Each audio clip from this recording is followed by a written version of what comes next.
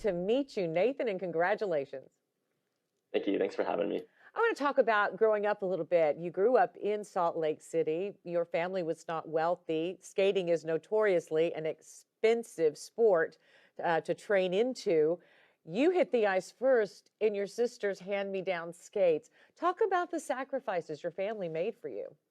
My family did so much for me, and really everything that I've been able to accomplish in skating is largely due to them and all the work and sacrifice that they made for me. As you said, I had my sisters hand me down skates for my first pair of skates, and then I was able to have, by the gracious hand of Michael Weiss, a pair of my own skates as I got a little bit older. And as I continued to progress in skating, I decided to move to California, and from there it was difficult to finance skating, and it was difficult to just pay for flights and hotels and all of that. So oftentimes, well, not oftentimes, every time my mother would drive me back and forth from California, or from Utah to California, and we would sleep in a car. And even just paying my coaches and all of that, they would always figure out ways to either reduce the funds or take me more time than the funds would allow for, or even give me the money back after my mom would pay me. But yeah, the people that I worked with, my team, did so much to help me get to where I am now, and it's really just due to them. They would say that was a good investment, I bet. Nathan, your mom is a Chinese immigrant and she took you to Beijing when you were a little boy. What was it like to actually go there as an Olympian? It was incredible. I went when I was around 10 years old, and I actually had a show there at that time, so that's why we were able to go there. And I saw my extended family, my grandparents, and the rest of my family that's still in China. So it was really great to be able to see them at that time. And then this time around, some of the things that I visited, for instance, I saw the Beijing Zoo when I was 10 years old, and every day on that drive between the Olympic Village to the rink, we would pass by the Beijing Zoo. So it was really cool to be able to have that connection, and always just being able to remember, like, I was here with my family many years ago, and now I'm back here some 12 years later, competing at the Olympics. It's really cool. You know, the U.S. team also won a silver in Beijing, but unfortunately, a Russian skater tested positive for a banned substance, and the IOC made a controversial decision to say no podium ceremonies for any of the events in which she placed in the top three. So you had to come home without a podium ceremony for your team's silver win, and they sent you home with an empty box. Is that true? That is true. I don't think the intent was just to provide us the empty boxes, but we were provided the empty boxes before the decision was made. And at that time, we got the empty boxes and then went over to meet the rest of our teammates wearing all of our medal ceremony kit. And then they're like, "Oh, this isn't happening. Go back and change." And we had no idea what was happening. And fast forward to the Olympics, getting more information and understanding what was going on. We were trying to push for having a ceremony and having something sort of to celebrate the work that we put in.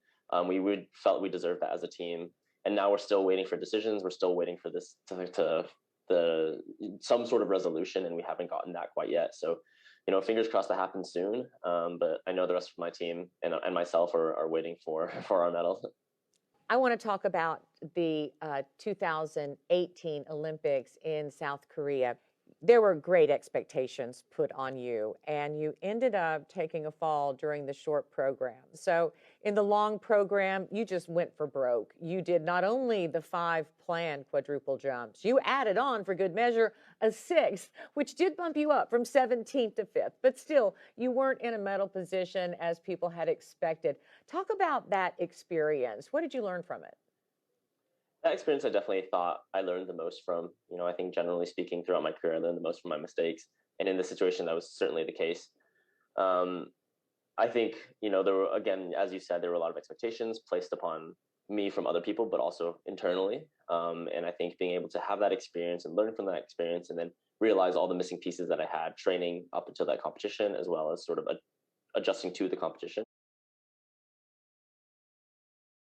And that sort of experience helped me so much over the next 4 years from 2018 to 2022, and ultimately helped me, get to a position where I could truly just enjoy the games in 2022 and do the best that I possibly could without worrying about all the things that I couldn't control. So many elite athletes, Nathan, are now being very honest about their own mental health struggles and the stress that they are under when they are competing at that level. You've worked with the sports psychologist.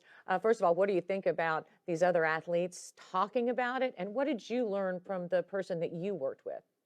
I think it's so incredible that all these athletes are coming out and telling their stories, and just normalizing it, so much so that the rest of the athletes are starting to really take it upon themselves to think and understand what they're currently going through. I think a lot of times, previously we were just expected to not consider how we're mentally feeling and how we're internally feeling. It's all just about physical health. But in order to perform well, we have to be physically well, and that includes mental health. And so I think that's something that's really awesome that's being, spoken about, and I'm glad that people are continuing to talk about these things. Over the past couple of years, I started working with a mental health coach as well, more along the lines of just mentally preparing myself for competition and making sure that I can focus on what I need to focus on so I can perform to my best potential essentially. And I think the most important thing that stuck with me is just being able to realize that our thoughts can create our actions. And so when we're stressed, when we're nervous, and we keep thinking about how stressed and nervous we are, oftentimes that leads to a performance and we perform stressed and nervous. Whereas if we can flip that upon ourselves and recognize, I am stressed and nervous at this time, but we're going to change the thoughts and think very positively, think very openly, and try to, think about all the things that you're good at and all the things that make you confident. Your body naturally follows those thoughts and you're able to perform in a similar vein. So that I thought was really impactful and something that I continue doing to this day. You're a student at Yale. Is it true that you want to be a doctor? I would like to. That's certainly part of my exploration over the next couple of years, and really looking forward to going back to Yale in August and continuing my studies. And then when will we see you on the ice again? Right now, I'm at the Stars on Ice tour. Nathan Chen. So I'll be on the ice with the rest of my Team USA athletes for the next about 2 months, and then from there, switching gears over to more studies and deciding what the rest of my figure skating career has for me then. Gold and silver medalist Nathan Chen, it has been a pleasure. Thank you so much for being here. Absolutely. Thanks for having me.